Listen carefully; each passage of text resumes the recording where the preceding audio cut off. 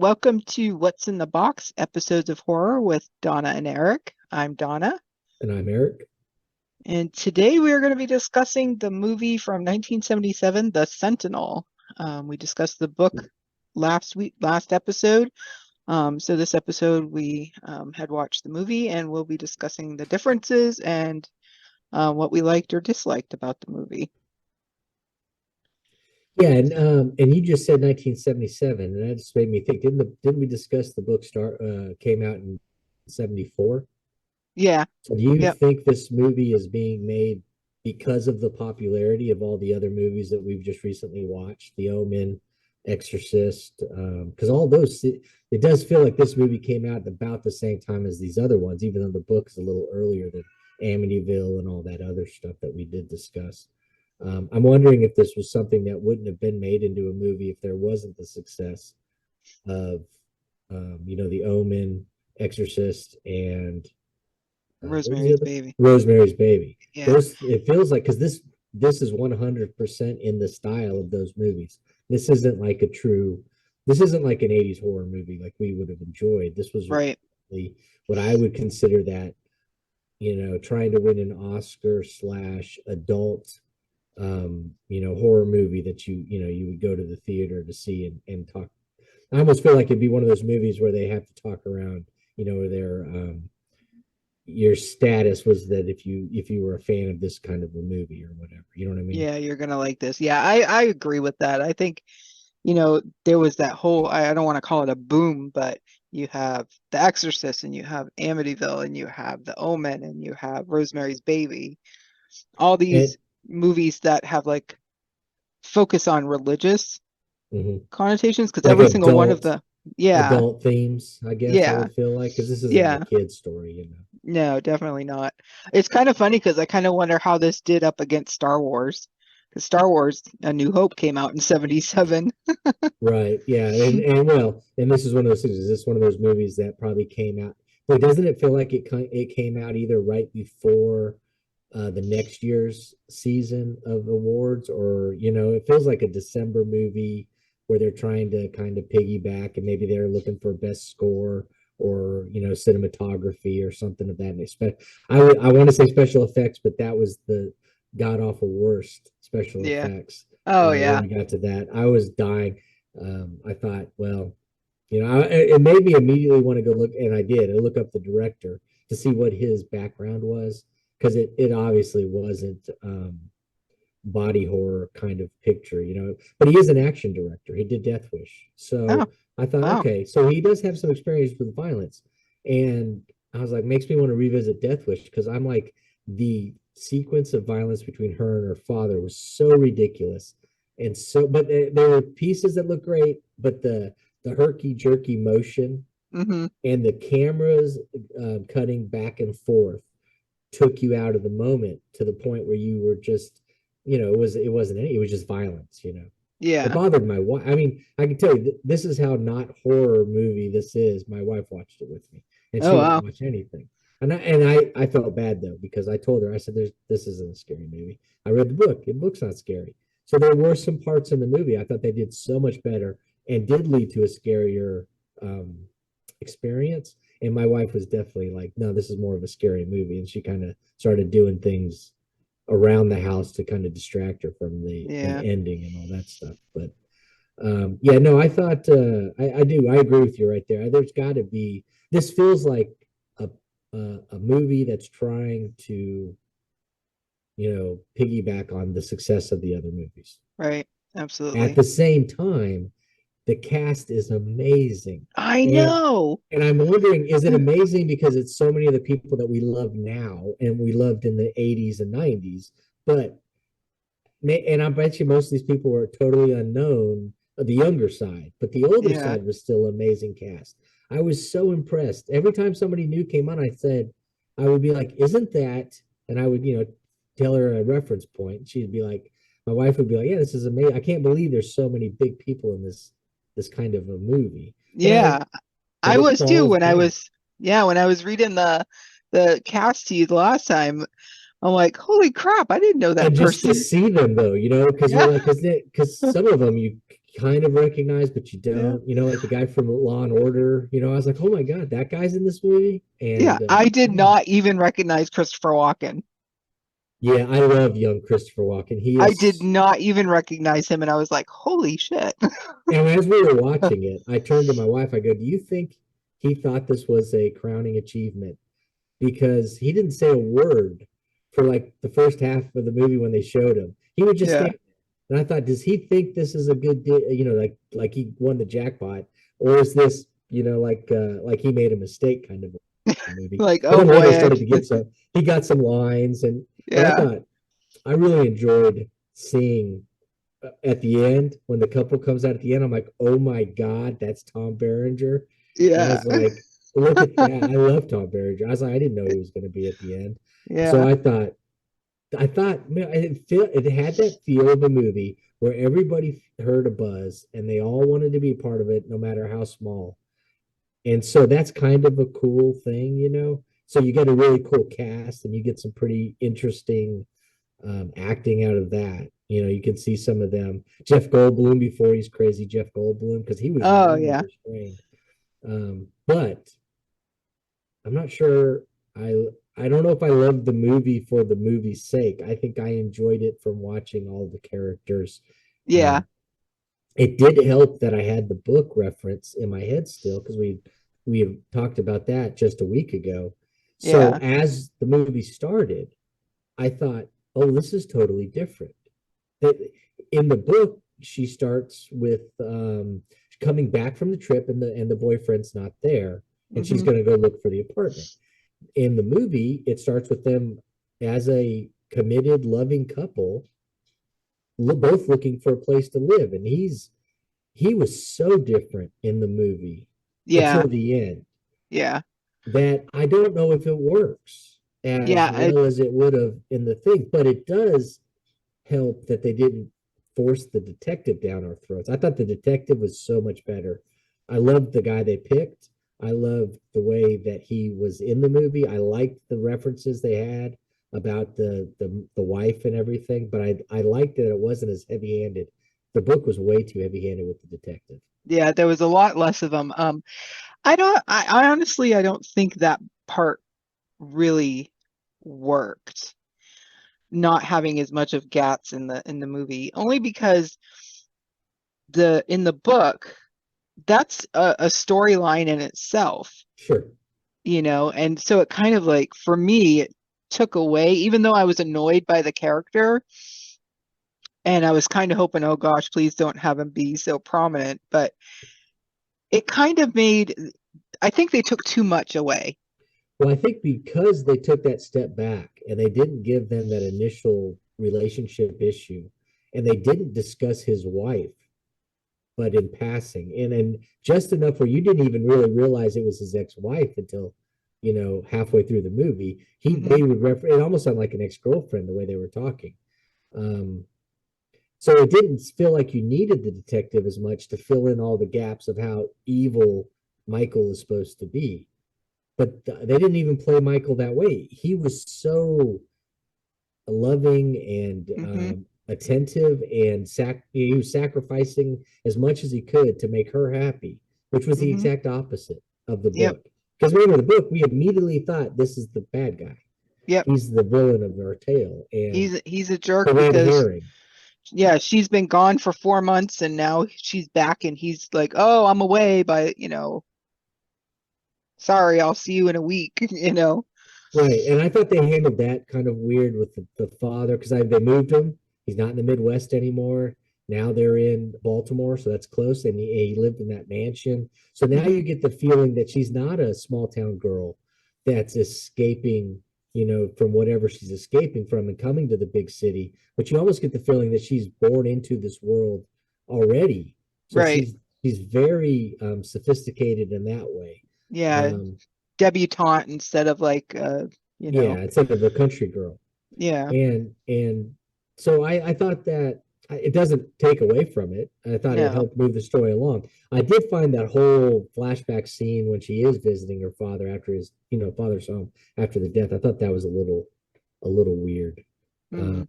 it sets the stage to allow us to know that she committed suicide. But the way they rushed it and filmed it, it was implausible. Yeah. It just didn't feel natural at all. And I don't know who was thinking when they cast the father. Like, It doesn't make any sense. it doesn't make any sense. The father looked like he was about 80 years old, and he's, At the time of the time of her being a child and running into him having an affair, yeah. he So looked the exact same as he did when he died. So yeah, you're right, it made no sense. it made no sense because, yeah, you're right. She was a teenager when But she do caught we, him, yeah, you but do we know. think that she's not as old in the movie as we thought she was in the book? Maybe that's what their point is. Maybe it just happened recently. But they don't even dwell on it. So No, because she mentioned in the book, it was mentioned that she had come home from school or something like that. right, yeah, and she was dressed as a schoolgirl, Yeah, like a with the Catholic plaid school. skirt and Yeah, everything, the but long. then it makes you wonder though, if maybe because the father was the same age as when he died, maybe it's supposed to be a smaller period of time, but that doesn't make any sense because then she commits suicide, recovers, or tries to commit suicide, recovers, and then when Michael's wife dies, she tries to commit suicide again, which I thought that was really weird how they gloss over that. Mhm. In fact, if it wasn't mentioned by the detective in the hospital room, then we wouldn't have even, I don't think I would have even realized that they had mentioned it earlier. Right. Because she says it to the priest. I've tried to kill myself twice, and I was trying to think of when that was. But then again, in the movie, it was so obvious that her attempting suicide was the reason she was picked. I didn't pick up on that in the book at all. So I felt like, well, that was a dumb moment on my part. I should have immediately realized what was going on.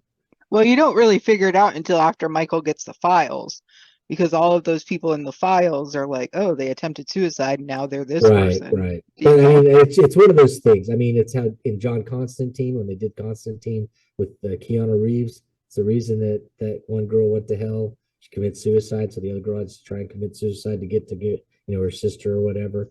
It's a common theme in religion.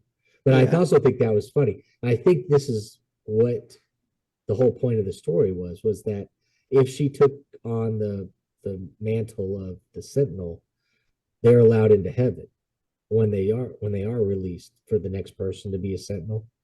I think that's how they get past the you can't go to heaven if you tried to commit suicide. Because Yeah. because if you commit suicide, it's a sin and you can't go to heaven if you're Catholic. I don't know what it is if it's attempted. I don't know if it's held against you in the religion or not. Um, but maybe this is how they wash that away, and maybe that might be why she was open to the idea of becoming the Sentinel, even though it didn't seem like they had much choice. It was like they were chosen and this is going to happen. Right. So, Right.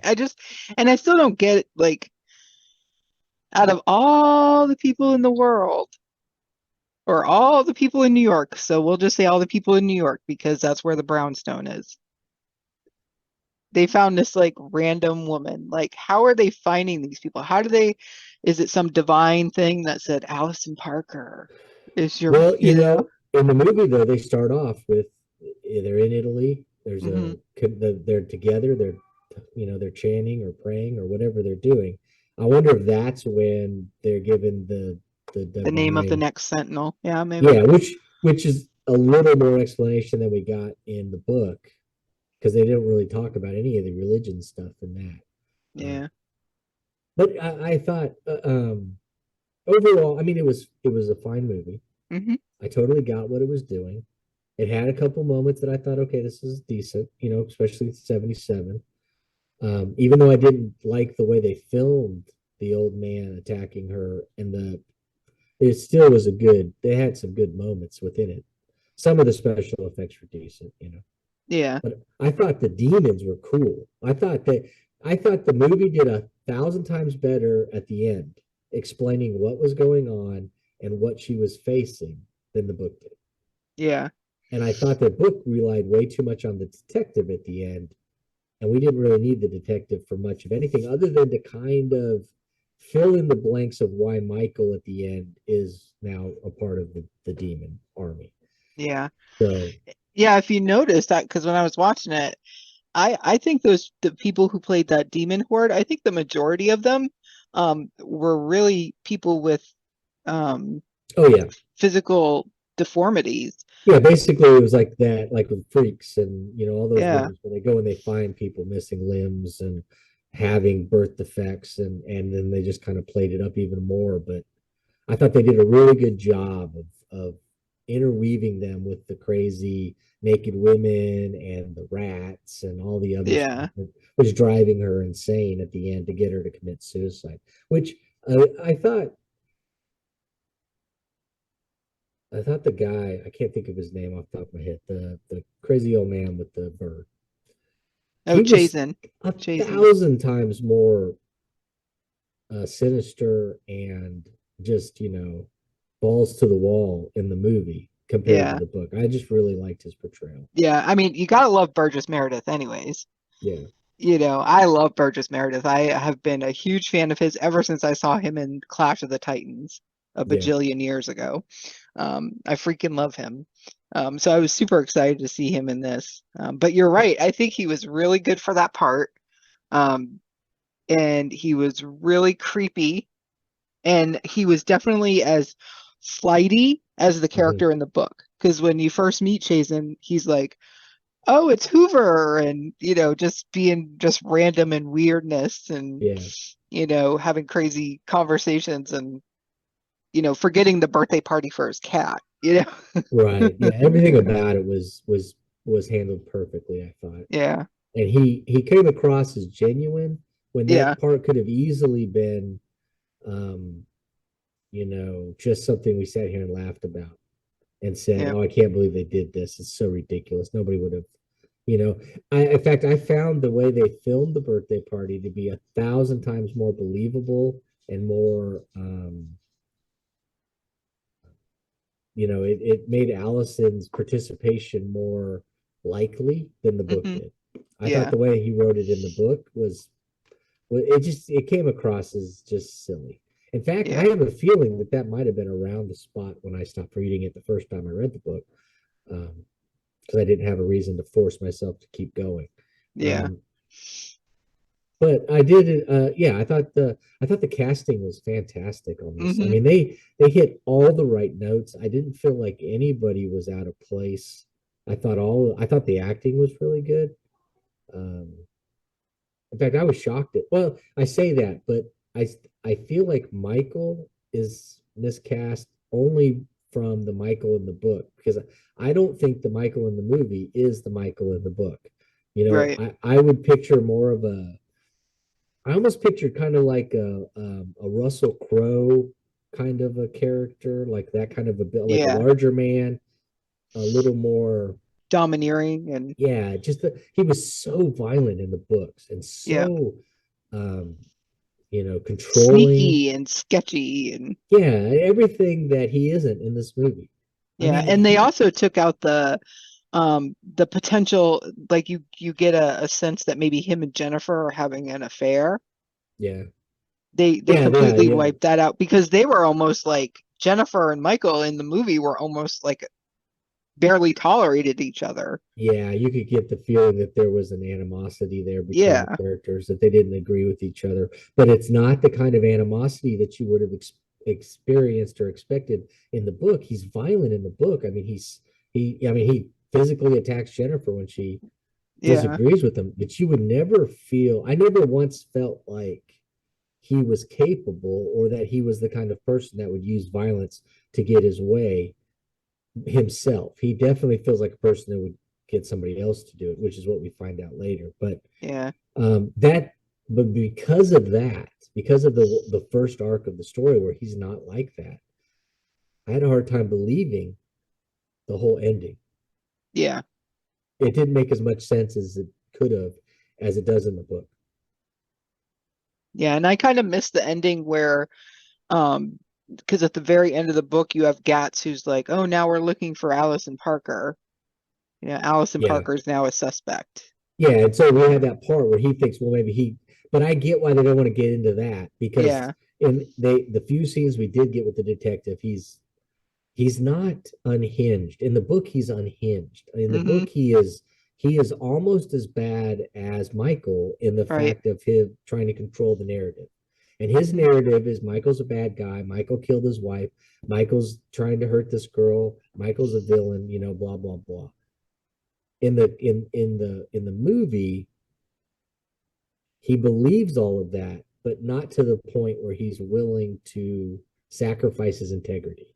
In the Right. book, he's past that. Yeah, he Like does not care in the book. He's like, that visit in the book is uncomfortable, but not because he made it uncomfortable. You know, it's not because you're uncomfortable for Michael. You're uncomfortable because of how the detective handles every time he yeah, visits Michael. I thought it was really well handled in the movie. It's slick, you know, the back and forth. Nothing felt personal. It just kind of felt like the detective was doing his job, getting under the skin of the guy, and it was his time to either lose it or to continue with, you know, whatever lie he had set up. So I thought, and you know, that's the guy from The Good, Bad, and the Ugly, that plays the detective, and I like him. He's a great actor. I've seen him in a couple different things. Um, but I thought he was a perfect cast for the detective. It's the first time I was happy in any of these movies with the casting of the detective. I can't yeah, remember any. I think we always are. We always talk about how we hate whoever they cast in the detective role. I would have loved more Christopher Walken though. He was yeah, so. I just yeah, enjoy young Christopher Walken. I could yeah. watch that for hours. He kind of looked like he was um I don't know, I just got this sense that he took that role because he was told it would advance his career, Yeah, you know? right. That's what I was thinking the whole time we were watching it. But then he never spoke, and I thought, is he thinking I got bamboozled?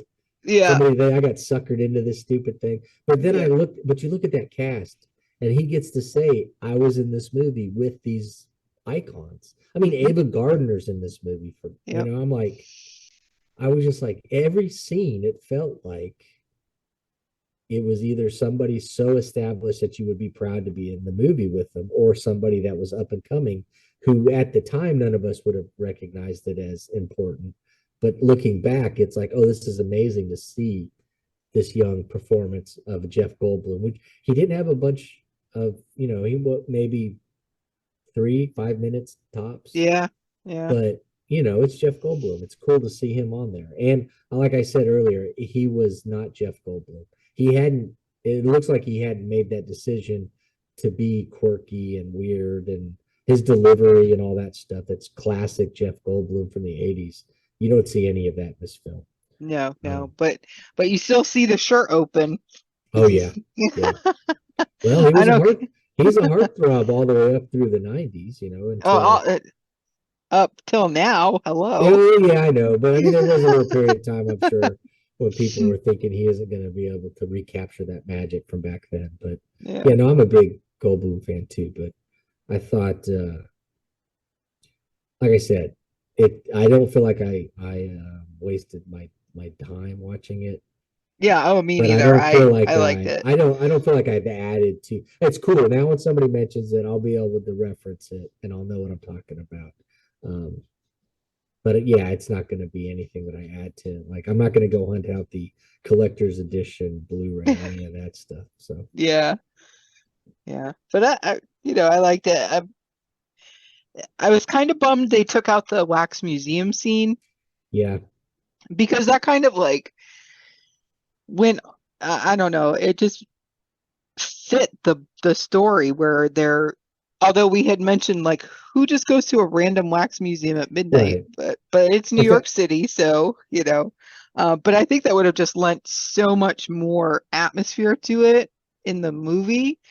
Because it's the middle of the day and she goes for a walk and ends up at a church, whereas in the book she takes a cab for 2 hours and ends up in the ghetto and is just randomly goes into this church in a not so great neighborhood, you right. know. Well, I paused the movie at that point and explained all that to my wife. I said, "See, look," I said, "it's daylight. When she gets back to the house, the boyfriend's Michael's like, I was worried, but you know, not anything weird." I said, in the book, it's 3 in the morning. she's been gone after running away from a wax museum at midnight, goes to a weird church in a weird neighborhood. I said, that's when you'd really be worried. Now it just feels like she went for a walk in the middle of the day. And it plays out like more, it's a little more sane, I think. Yeah. And I wonder if when they were, because the guy that wrote the book wrote the screenplay, I wonder if when they were going to storyboard it or whatever they're doing, as he's working on it, he's like, well, this isn't going to work because it doesn't make enough sense. But you're right. The idea of the wax museum, of seeing the woman, is so much more powerful in a wax museum than it is the way they did it in the movie. They just show her a picture from a book and say, Yeah. is this the lady? And then it's like a serial killer book, like from Time Life or something. And I'm Yeah. like, yeah, it doesn't feel the same. Especially because when they do that to her, she's in the hospital already from having the incident when she goes Yep. crazy after killing the detective. Although, and they never explain that very well. Like the carpet's a different color. She thought it was gold, now it's green. Um, there's no blood. They don't find anything. The police don't find anything. They had to have run forensics. If she really did all of that damage that we saw her do to her father, and she did it to the detective, how, and that kind of makes you think, how deep is the cover up? And then that explains why they don't have the detective doing as much in the movie.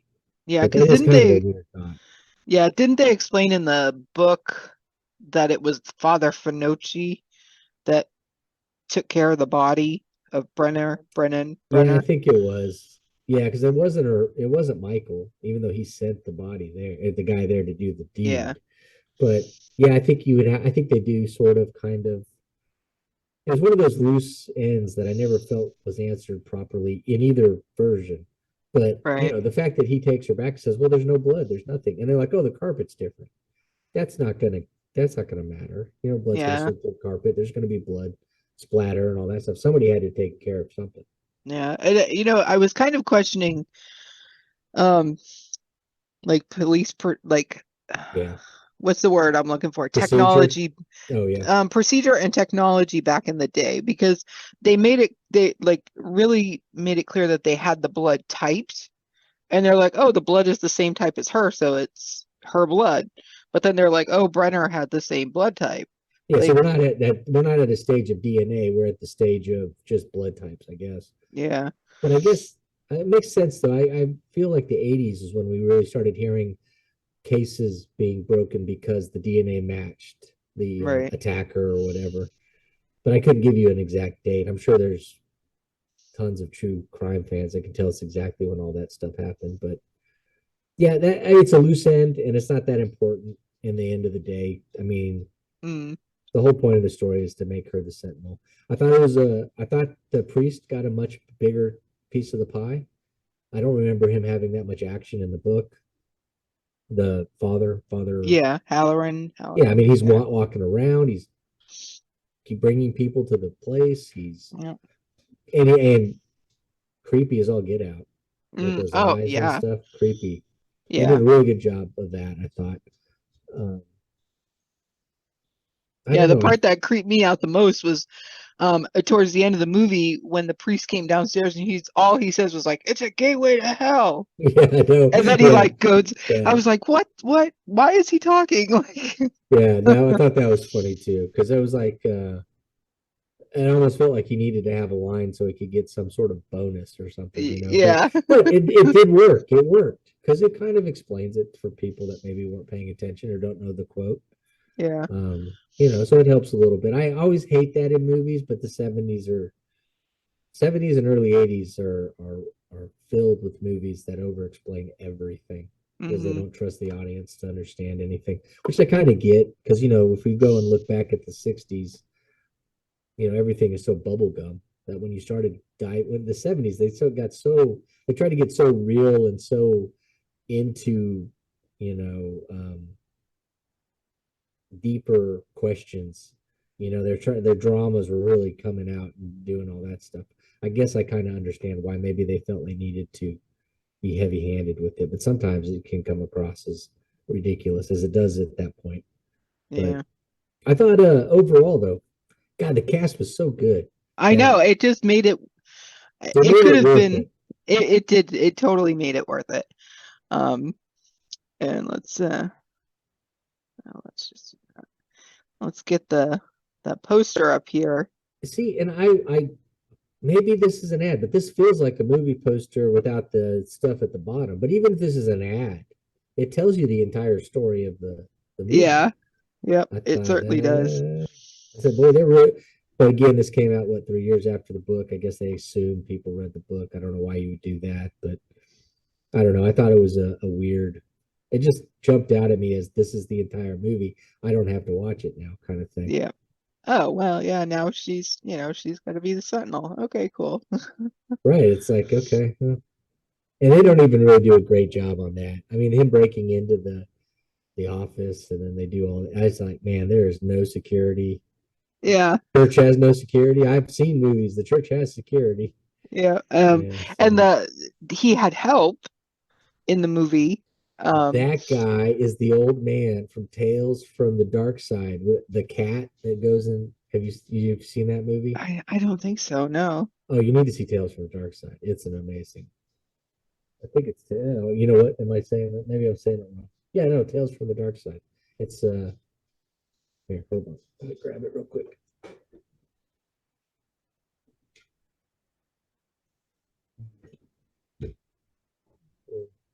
The light on it. Tales from the Dark Side. It's got it's got like Steve Buscemi Oh, I love him. and Debbie Harry, Christian Slater, and that guy that helps him break into the room. He plays this old man and this cat that's just constantly going after him and stuff. It's like him versus this old cat. But It's he a was great, just like, yeah, he just seemed like he was like totally on crack or not crack, but like Adderall. yeah, Like, yeah. He always comes across that way. does And he? you know what? I think he's one of the old like grandparents or something in Christmas Vacation as well. I'll have to go back and look. I might be just talking out of my butt right now, but I'm pretty sure he's one of the old people at Christmas Vacation when Chevy Chase is losing his mind. Oh, geez. Well, yeah, so he's a good actor. So it was even that. Even the small bit players were amazing at this thing. Yeah. Yeah, so we've talked about the cast. You know, do we know, does it seem like they got the casting right? I thought she was really good. I was worried they were going to get a pretty girl that didn't know how to act. Yeah. Yeah. And I thought I'm she not, did pretty good. The only time I didn't think she did good was when she was playing herself as a teenager, when she did that yeah. first suicide. But I felt like that was more direction and more maybe the script itself, the way they handled it. I thought that was their problem more than her problem. Yeah. Yeah. I mean, I'm not familiar with her. Well, I'm not Um, either. I don't know what anything else she's been in, but I really was surprised at how good she played. yeah. Yeah, she was really good. I really, I can't say anything bad. It was a 70s movie. She was a 70s, you know, But she just- had a pretty big part, and I know a lot of people will say that in the '70s there were some roles, but not a ton of great roles for women. But I thought she was the star of the movie. She got a ton of stuff, and she held her own against some of the bigger yeah. people. Yeah. That's the thing I was most worried about. You know, the interaction between the other people in the apartment building. Was she going to stand up to the people they hired to be in that? Yeah. And I thought she did a really good job. Yeah. Why is that showing? So Michael Lerman, again, I did not recognize him as Chris Sarandon. Oh, you didn't? I Yeah, like no. I knew it was Chris Sarandon, but he just doesn't It's the look like. mustache. That Yeah, it's mustache. He just looked like he was Cuban in this movie. yeah, yeah. Um, but yeah, I just did, and you know why? Is because I think my first experience with Chris Sarandon was Fright Night. Right. And yeah, totally different look there. Yeah, The yeah. eyes are the So same, but okay, let's look at that. That's a perfect example. The the Michael in the book would have been more like his character in Fright Night mm-hmm. Yep. than it is in this movie. And so he could obviously played it either way, but it looks like they totally rewrote it to be this way. He's so much. I mean, it's striking. It was shocking. The Yeah. first 15 minutes, I turned to my wife and I said, "This is nothing like the book at all." So this is, I mean, totally opposite. The characters, the opening, everything has been just Yeah, crazy. because they were like going for a bike ride in the park and they were like, It was so weird. yeah, And it I was like, understood why they yeah, were doing it, but it was just so different. But I yeah, thought he plays a slick lawyer well. He did play that part well. I thought he was decent. The only thing I didn't believe was that his capability of going to the house at the end and to stopping whatever he thought he was going to stop it. In the book, he's going to kill somebody basically, yeah, and you felt that anger and rage. I didn't feel it at all in the movie. He was just too smooth and too hands off. yeah. And I know he was supposed to have a satchel of the like files and stuff, but why the hell in the movie did it look like he was carrying her purse? Yeah, I know, right? Like Yeah, I that don't looked know. like nothing that a lawyer in the 70s, a male lawyer in the 70s would carry. Yeah, no, I didn't get it either. But you know, little weird. The whole ending was just off a hair about Yeah. everything. But I overall loved seeing him in the movie. Yep, I enjoyed it. absolutely. Yep. I Jennifer. almost didn't include her because she isn't that active in the movie, but she's much bigger in the book. But then I thought, well, you got to include her because she does have a couple key parts. Yeah. So Yeah, like I've already mentioned, there's no um insinuation that her and Michael are having an affair. They seem like they can't really even stand each other. they're like adversaries for Allison's affection. Yeah, yeah, exactly. That's exactly the way to put it. Yep. And did No. you also get the fact, because in the book you kind of get the idea that maybe the whole modeling thing's a little 70s sleaze, and you get none of that in this. It's like these two girls are models and they only work in the best conditions with the best people, and Hmm. everything's except for the one, and I put it in here, the Yeah. a-hole director. But other than that, though, everything I just you don't get that Studio 54 vibe with their career in the movie, which I thought was kind of weird.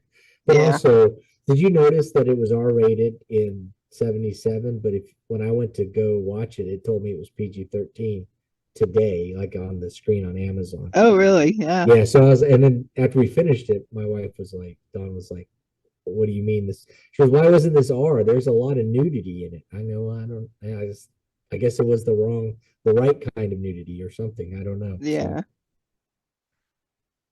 Of course, Charles Chazen. I think, and I was worried. I really didn't know how. I thought it might end up being like that guy that just died recently. He's like he was effeminate, very small. He was in a lot of comedies, and he always Oh, yeah, yeah, yeah, overplayed. yeah, yeah. Leslie. Yeah, Leslie. yeah, I can't think of his full name, but I know, Yeah. but he was perfect in the parts he played. But I was worried that whoever played this part was going to do that, which I thought would be a disservice. Yeah. And of course, he doesn't. He is just perfect. Yep. And He if was. anything, if I would suggest this movie would be to see him because it's really cool to see both sides of this guy. And I would love a book on the backstory of whatever he did to Yeah. be because he's the leader at the end. I mean, he's the one commanding her to try and kill herself and the demons and all that stuff. Yep. So he must be like high up on the scale of evil. Yeah, I kind of from the book I kind of got the feeling that he was supposed to be the devil. Yes, and I Since wonder though, but it was so I don't want to say wishy-washy, but that ending in the book, I just didn't. I yeah, must have dozed off or something because I just didn't feel the same impact as I got from the film. yeah.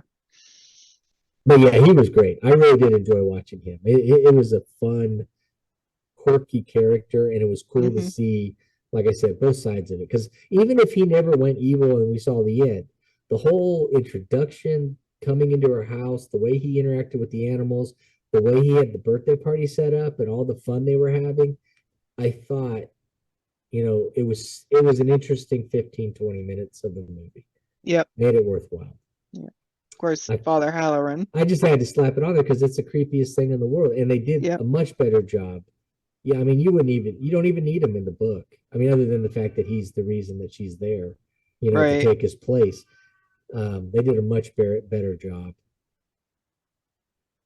He's creepy. It's a gateway to hell. Yeah, I know. And then we get Ava Gardner. I guess maybe this was the end of. I don't know if this was near the end when she stopped doing stuff, and maybe this was a part, but it felt like a perfect part for her. Yeah. And she added that little flair of European, Hmm. her accent Sophistication and and yeah, all yeah. of that to make you buy the whole premise of the beginning of the thing. And then when she's at the end and she's resetting it up for the next Hmm. couple, it was an interesting I also liked at the end in the book they destroy the apartment and they rebuild it all, but didn't it seem like they were just remodeling a Yeah. little bit? So it wasn't quite because it made no sense. Here's the gate to hell. We're going to tear it down and build a new high rise. It didn't make any sense. So I like that they kept it in Yeah. the movie. Yeah. The only thing that I noticed that was different is um in the book she disappears. Yeah. And you don't really hear from her again. If I'm remembering correctly, it's Yeah, I somebody don't think else. she's. Yeah, it's a man showing them the Yeah, it's a apartment at man the end. showing the apartment at the end.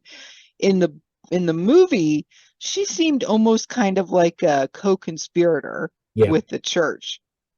which I think ties in to the beginning, which isn't in any. It isn't mentioned at all in the book, but in the beginning of the movie, they're in Italy Yeah. at the church doing the thing. So then she has an accent. You could easily see how it might be an Hmm. Italian American accent. Yeah. So I And she thought, yeah, didn't Yeah, and she didn't get as upset as she did in the book when Allison was saying, "Oh, these people," right. She because in was, the book she's like, "You're wasting my time. There's nobody been living in that." yeah, She was mad. like she's But in dealing with here, a crazy person. yeah, but in the movie she was just like, "Oh no, there's nobody else living there, dear." Right. And then she goes and shows her and all that stuff. Yeah, So, yeah, I found, yeah, she definitely has to be part of the equation. yeah. And Jack, Didn't you think the little guy next to him, I don't know who that is, but he was hilarious. yep, Chasing the peacocks and the trying to close the doors quickly. And then yep, later, when they're at the party, he runs in the same fashion to go get some drinks or something. I can't remember yeah, what they were doing. It made me laugh. I thought he was a funny little dude, the little yeah, assistant, because you could tell Jeff Goldblum's character was giving him all of the crap yep. work. I guess maybe like the intern or hazing or whatever, but he had so many terrible little Hmm. in the background, which I thought was funny. It was always I always love a movie that gets it, and has real life Yeah, going on and things and I thought it was just looking at him, he's so funny looking right there. But yeah. And I enjoyed having him in there, but again, came across less less 70s sleazy. Yeah, sleazy and more, like this is a family, which I wasn't expecting as much, but yeah, it helped move the movie along. So I guess that yeah. was an unnecessary And storyline didn't in the too. book, didn't Allison kill Jack to get away? She killed somebody I think she at the very least, she hits him in the head like with a hammer or something with crazy or the a book lamp or something lamp. that Yes, because she's trying to get out and get back to the brownstone. right. And then this one, she just kind of they leave her Disappeared. alone and she just walks out the door. So Yeah. and then as soon as it happens, Dawn's like, "Didn't they? Aren't they supposed to be with her 24/7? Why are they letting her just hang out by her? But I was like, Yeah. yeah. I said, well, She's move the story along, I guess. yeah, yeah. Um, Detective Gatz and Detective Rizzo. I would watch a whole movie just to follow these two at that time period. I Yes. thought this was amazing. Like I said, they did it right. They got the casting right. I thought they pulled back when they needed to. I totally get what you were saying, because in the book, half of that story doesn't exist without him telling us what's going on.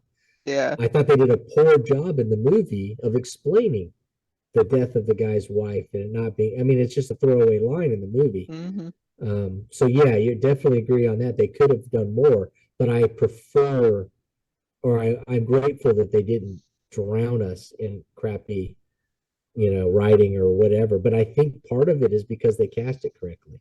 Yeah. I think he got the character. Yeah. One good thing he did though, they changed. is they explained all the people,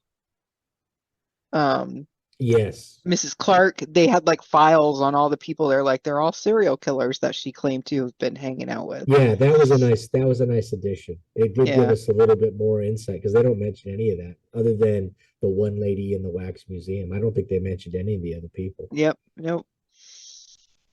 And then we have Gerda and Sandra. Um, Right. So I was just waiting. I didn't know if they were going to do it or not. And it's the very beginning of the movie, 15, 20 minutes into it. And then she starts going to town on herself. And Dawn's like, is this really happening? Is she doing that right now? She goes, why isn't the other lady standing up and leaving? leave it. Right. And I was like, Right. I said, I don't know. I said it's much worse in the book because Yeah. they got violent in the book. Yeah, it did. Gertie or whatever her name is, she got so upset she attacks her. Yep. So, but yeah, no, I thought, She this just is like turns her head and is kind of like, I'm sorry, but if that ever started happening, if I was just randomly at I some know, person's, I would be like, I gotta go. yeah, yeah. I thought, I thought, I thought that was a part that was important in the book, and I was happy that they kept it in the movie because it just kind of adds to it. But didn't you think it was weird that later they're at the party? They're not in the party in the book. Well, that's the part I was going to bring up because in the book, when she's leaving the apartment after Gerda attacks her, Chasen comes down and they're afraid of him. Right. But that didn't happen in the movie. He was just like, "Oh, I've got these party, Not only that, he was supply." cordial. He called them names when he comes down in the book, but he's cordial to them, friendly. Yeah, he kept in the book. He was like, "Oh, they're evil. You want to not, be around Yeah. them. They're evil." So that was one big difference. And of course, like you said, they were at the birthday party. Um, so yeah, And that I was a guess, little surprising to me that they yeah, made that big of a change. and it But would maybe have they just changed. didn't. Yeah, maybe they just didn't want to have extra cast. Well, yeah, but if you take those two people out of the birthday party, there was nobody else to add. Oh, They that's introduced all right. the other characters, so it just seemed weird. And so I think what it ended up doing is instead of making these two outcasts within the demons society, I guess they're just part of the group because they were there at the end doing with the rats and when they Eating Michael's brain, yeah, they're or just eating his face and all that stuff, and yeah, so. Yeah, so I mean, I guess they just decided, well, it just doesn't make sense to have that conflict. But in the book, I guess it endures Alice into the old man because to he protects Chasen. her. Yeah, So maybe that's why it's in the book, but it's not necessary in the thing because she's already oh, because I guess they don't care. We only have an hour and 40 minutes to get the story, in the yeah, book, so they gloss over it. But I was shocked that they kept it in, but also I thought it was the right choice. So, yeah, and it was yeah. very interesting. But again, I don't understand it. I didn't understand it in the book, and I don't understand it there. And like you and Dawn both mentioned, why are you not getting up and leaving at that point? But Yeah, like don't just turn your head, like get up and leave. Like it's crazy. I was kind of surprised they were dressed in leotards because I don't think they were in the movie. I know they mentioned ballet slippers, yeah, so they were wearing ballet shoes in the book. But I don't remember them saying anything about them being in like leotards. costume. Yeah, Yeah, it's like they died on the stage or something, I guess. So it yeah, was very odd. yeah. And there we go. The couple at Couple the at the end. end, and as soon as he walked in and turned, I'm like, is that Tom Berenger? I was like, oh, let's watch the couple. Let's see what happens with them. I love watching young Tom Berenger being creepy and crazy and all that stuff. So Yeah, I don't know yeah, who and the then lady is, unfortunately. I don't know if she's somebody that turned out to be somebody famous or not. yeah, I don't know. But But the fact that they got Tom Berenger to be at, and in my head he's much bigger, but at this time he's probably like a small part, and he was just happy to be in the movie. But I was yeah, like, they ended it with this little itty bitty part, and it's him. I thought, well, this had to have been a movie that people thought was going to, you blow up. know, Yeah, yeah, become 8 Oscar nominations or whatever they thought was yeah. going to go on because it's a good story, and It it's not is. overly grotesque, and it's not too scary. I thought everything they did was pretty decent. So, but Yeah. and it was like I said, I'm not gonna hunt out the collector's edition. I'm not gonna probably Yeah. not gonna make this a yearly thing where I sit down to watch the Sentinel. But Yeah. overall, it was a decent movie. It was a good movie. It Yeah. was a good movie. Yeah, it was a decent movie, and you can't really fault the special effects because it was Right. 77. I The special special effects would have effects with the been father, where that she would have like been the cut his nose. eye, and you saw Yeah. it like, what's the word I look for? Like expand, almost like it was like bubbling over, like Yeah. boiling or something, and then she Yeah. cut his nose off. That was Um, cool. She stabbed him in the arm. But the way they yeah, tried to cut away so that you couldn't see what they were doing to kind of make it a little more gross, without yeah, showing you, that's the problem I had. Because it then caused you to see or pay attention more closely to what they were doing. Instead of like Jaws when they tried to really, you barely see the shark in Jaws because they want your imagination to do most of the work. In this, yeah. I think they did a disservice trying to cut away back and forth. It just ended up highlighting all the things that were wrong. Hmm. But Yeah. yeah, no, like I said, um, and I don't know. Am I crazy? Is Amityville still the number one so far? Is that where we were? I think so. Yeah. I mean, gosh, I think I need to put this above. Um, I hate to say it, but I'm gonna have to put this above Rosemary's Baby. Oh yeah, no, yeah. And all the Raspberry maybe people can come hunt us down. Yeah. That to me, I think might be the last place out of all the ones we've watched. I Yeah. for sure have that above Rosemary's Baby. Yeah. I almost wonder if I think it's a better movie than The Exorcist. I think The Exorcist has better special effects, and I think it has Hmm. scarier moments. But as a movie, as a complete package movie, I'm wondering, is this a case of I just saw this movie, so I think it's better, or is it actually a better movie? I may have to revisit it again in a month or two just to see if I'm just Right. having an aboutism moment. But Yeah. I could have done without the music. yeah, I The didn't think score, this. the Yeah, score I'm was with you. a little jarring, almost like nails on a chalkboard, kind of. Nothing about the score made me. It's not iconic. It's not like any of the other scores. I mean, the Exorcist score is perfect. Yeah. Omen, um, Rosemary's. What else did we see? What else have we watched? Amityville. Amityville. Have we done anything else other than Hellraiser? I think we've done Mm, Hellraiser three yeah, times. Hellraiser, and then the new Hellraiser. But yeah, Yeah. but of So course, yeah, The Exorcist has like one of the most iconic scores. it makes me wonder. I feel like we're missing a book movie combo that we've already done, but maybe not. And I think part of that problem is because we're so far ahead of what we were releasing on Yeah. the thing. So, but yeah, no, I think I definitely think I like the movie more than the book because I Yeah. thought I liked the ending. I was more present in the movie at the Hmm. end than I was in the book. I feel like at the end of the book, I was just rushing to get through it so we could talk about it, and I wasn't. I must have missed some of the devil overtones with the character and all that because when I got done, I thought, well, I just didn't like how it was presented, but I did enjoy the movie's final art, except for I didn't think Michael was a strong enough character to Right. go in there and do what he was trying to do. I mean, it just didn't make any sense. It didn't It make cracked sense. me up. It cracked me up the scene where they were breaking into the church and Michael's in like all this like black, and then the guy helping him was like in like bright colors. Yeah, yeah, and he's the expert. And He's the he's the expert thief. expert. Yeah. He's the guy who got off the street to help him out. That he's probably helped as a lawyer or whatever. So Yeah. yeah, no, yeah, it had some cool moments, and it's always fun to watch like we've said 1,000 times. It's so much fun to see these iconic actors and our favorite actors do these movies. I love how almost every big named actor you can find a horror movie that they were in when they were younger because Hmm. they were making them for so much cheaper and they kick out so many horror movies. That'll Yeah. be fun. I can't wait for us to get into 80s Oh horror gosh, yeah. cinema. Um, because we're gonna have so much fun watching, see revisiting all these. I mean, and I'm sure you and I are the same. we revisit these movies all the time and Hmm. have revisited them millions of times. I probably saw most of the 80s classics, you know, 52 times a year. Oh You're yeah. watching it every week. Yeah. And that's one thing I miss is from being a kid.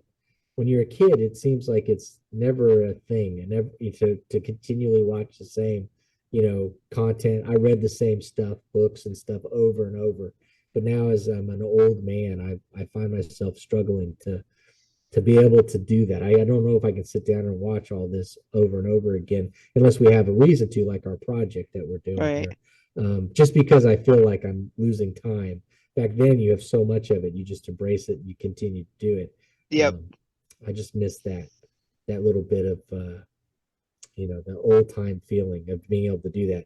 Because I would love to go back and reread some of these books, and I'm glad that now we're doing this project because I think it's going to kind of give my adult brain a reason to do it. So I'm Yeah. excited to get into the stuff we're going to get into next year. Yeah. I mean, I've picked up so many vintage horror books from the, I'll say 70s through the early 90s, since we started reading all these older classics. And I'm really excited about them. I have uh, in the Face of the Beast. I saw that it's like from the 70s, and I'm like, that sounds amazing. So Yeah, I know they I always had had to, great titles. They had great yeah. covers. The blurbs were always perfect. Sometimes the Hmm. books are crap, but it was so much fun to be a horror fan in the 70s and 80s and go and find these books on the shelves. So much Yeah. so that it's fun to do it now. And that's why I Yep. think the indie horror world is so cool because a lot of us are, we're capturing that feeling from back then when we were young, and we're producing books that kind of are equal or on par with some of the classics that, even though they may be considered, trash novels or whatever, they're still the things that we grew up on and we love Hmm. reading. So that's why I love the horror community, the indie horror community right now. It's just filled with amazing people. Yep. Yep. For As we sure. Yeah.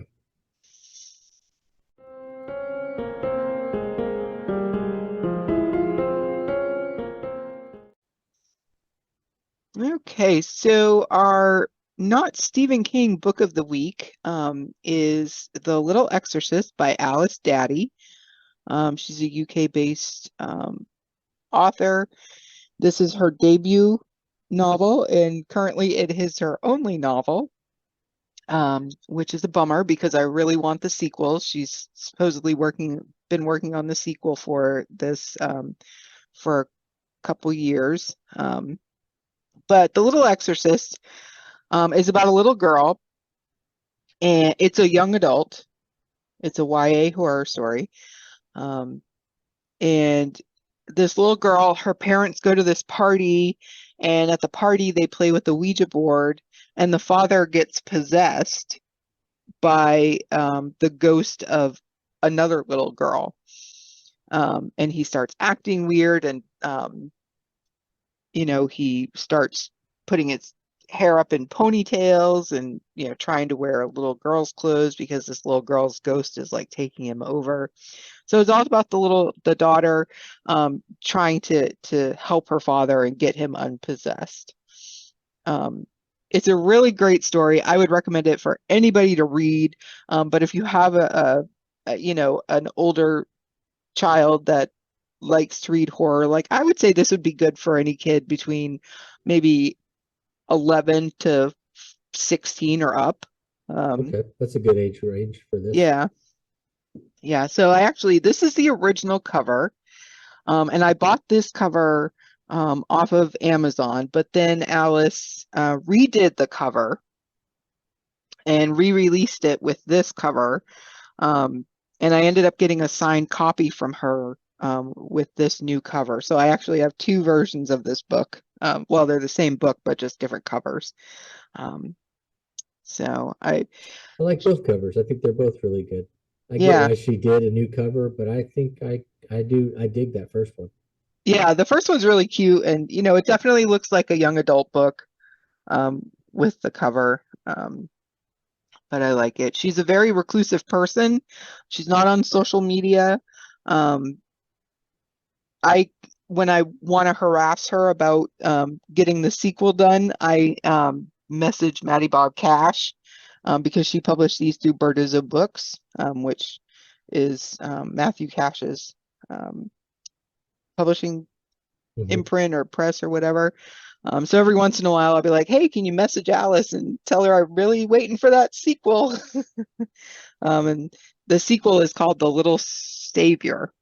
The Little Savior is the sequel. So hopefully in the next couple of years she'll have the sequel out because I really want it. This is a great fun story. It had definite creep factor to it. Because when they find out, who the ghost is and they're trying to eh, you end up finding out that the girl um she was living with her mother, and if I remember correctly, it was like they were living with the mother's boyfriend, and she wasn't supposed to be around the little girl, so they kind of like would put her in this like little cubby in a closet, um, while the mother and the boyfriend were having their alone time.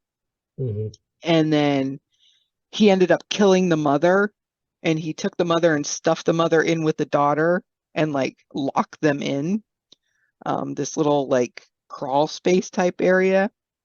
So the daughter was in there with their dead mother, and she ended up passing away because she was locked in this, crawl space. So it definitely has some creep factor to it.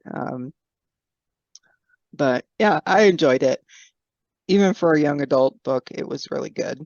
Um, but I Those are read a sometimes much harder to write too, if you're trying to get all your points across and you're not using any profanity or violence or whatever it is that you're trying to avoid to get that YA marker or whatever. So yeah. it's a good thing if they can get their point across, and it sounds like she did a very good job. Yeah, there was one part that I was kind of like, oh, I don't know.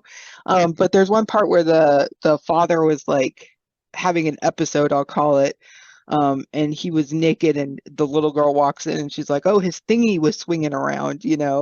So it does mention some like nudity, but that's it. There was like barely any Right. swearing. There was no sex. Besides mentioning that the the ghost mother, had this boyfriend or whatever. Um, so I still think I was just a little surprised at that one part, and but Sure. it was, wasn't super graphic or anything like that. So um, but yeah, I definitely suggest people check it out if they're looking for a lighter read. Um, or like I said, if you have, young readers who like horror, this would be a great book Very for them cool. to get their hands on. Yeah. All right. So that was our not Stephen King book of the week. Um, Thank you for joining us on this episode, and we will find out what's in the box next time. Guys, take it easy.